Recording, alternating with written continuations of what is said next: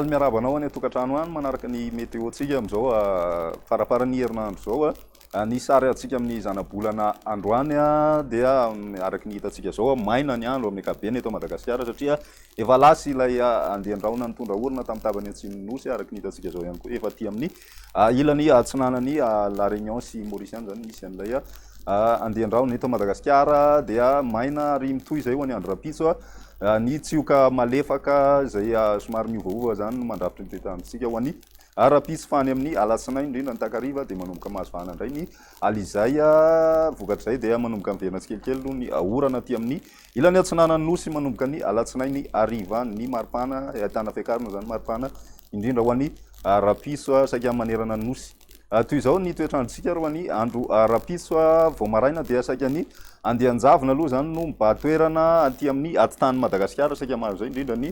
faritra avo zany fa ny ambiny kosa dia ibalika masoandro na olalovan-drahona vitsy ny andro amin'ny ankapobeny ny apitso tolakandro isy ny orana tandrivon-drahona raha ny aty amin'ny tendro ny avaratry Nosy Sofia dia nasy ary any Sava mahazo zay ihany koa ny tapany avaratry ny alaotra mangoro sy any amin'ny ilany andrefany nalanjorofo aty zany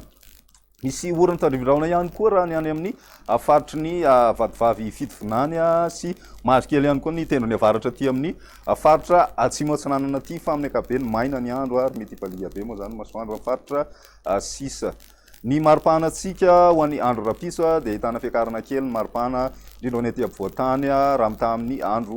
roa andro na telo andro lasa zay tafiakatra any amin'ny 5 efatra amby roapolo ny ambony indrindra raha ny aty amin'ny Analamanga sy Vakinakaratra fa 6 ny any